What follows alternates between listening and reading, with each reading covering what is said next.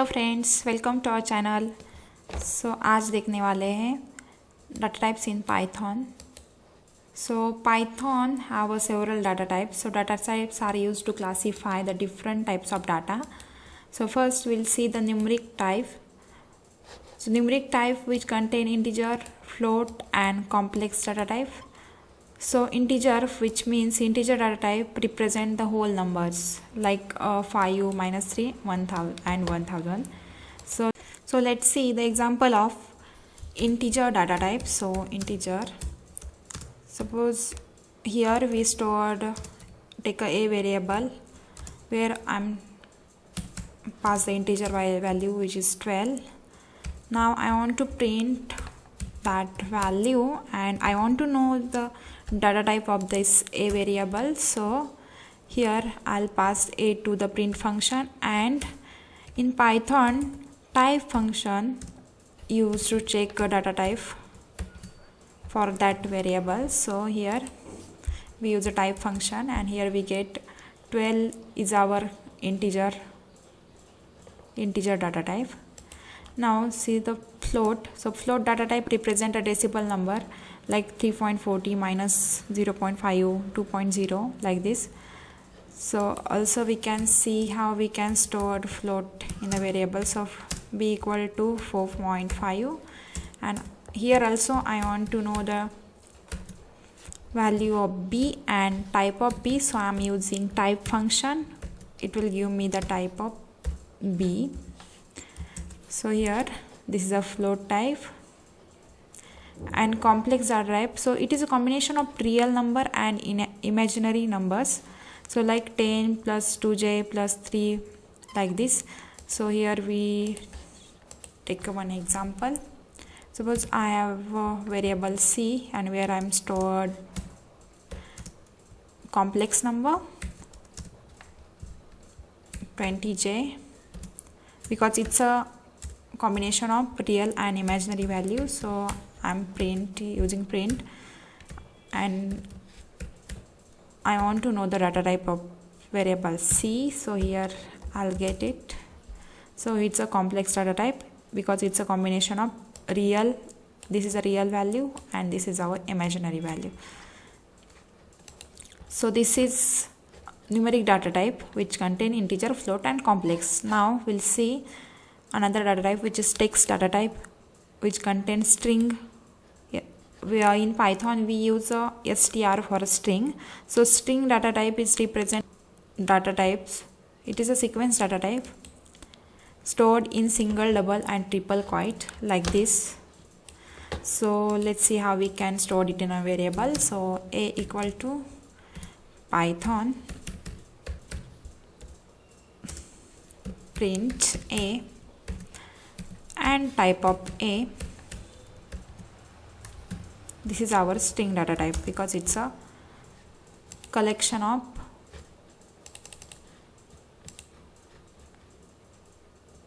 characters.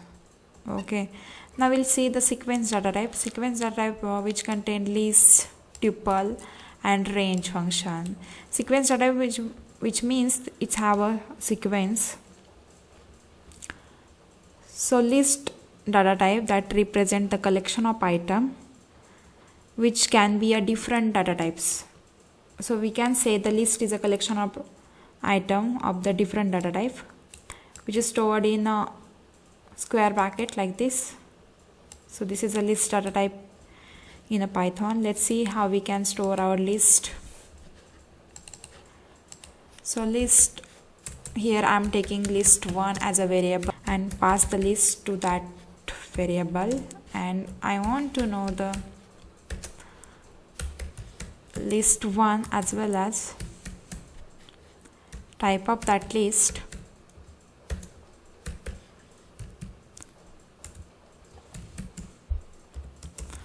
So here we get, because this is a sequence of data type stored in a square bracket, and also it's a sequence of different data type as well. We can store a different data type in a single list. Suppose I am taking list2 here, list2 which contain the different type. Suppose I am taking 1, then 2.2 which is float, then 2.2 which is float value, then I'll pass Python here which is string. So here I want to know list 2 and type of list 2.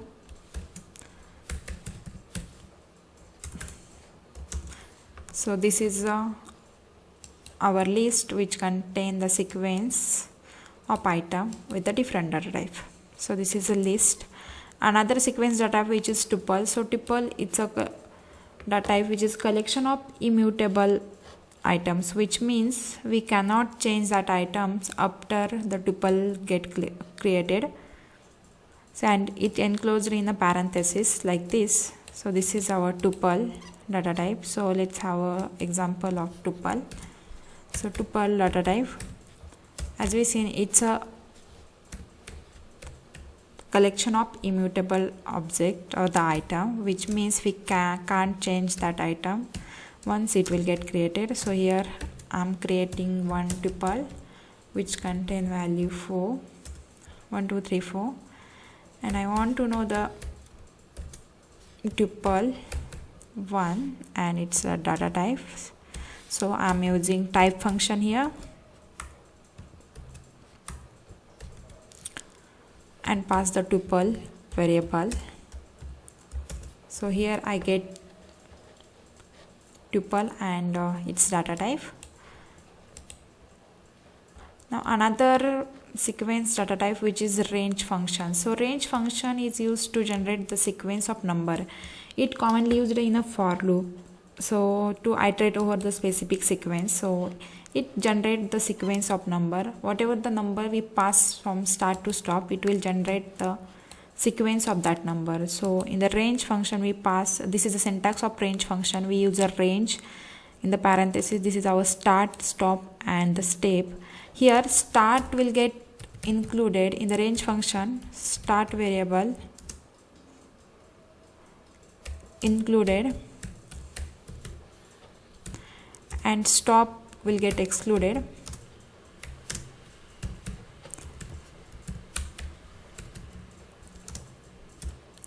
And step, which means how many steps that we want from start index to end index. So this is the syntax for our range function. So let's have an example of this. Suppose I want to generate the number from 1 to 10 using range function. So I'll pass the list function. So, and in the list I'll pass the range because I want list with 1 to 10 numbers. So I'll pass 11 because as we seen in the range function our start index included and stop index excluded. So I want list which contain 1 to 10 numbers. So I have to pass 11 here. And now I want to print C. So here we get the list of 1 to 10 numbers. So this is the range function. Mapping data type. So dictionary is a mapping data type. So dictionary data type represents the collection of key value pairs. It is a collection of key value pair. This is our key and these are the value that pass through that key. This is our dictionary. So let's see how we can create our dictionary. So I'll pass dictionary 1 as a variable name.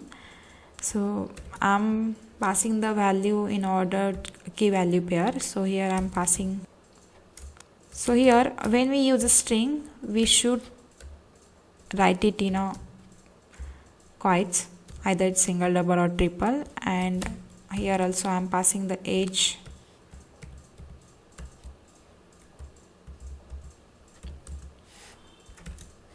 age 30. So, and this is how we can create our dictionary. So this is our dictionary, which is mapping data type.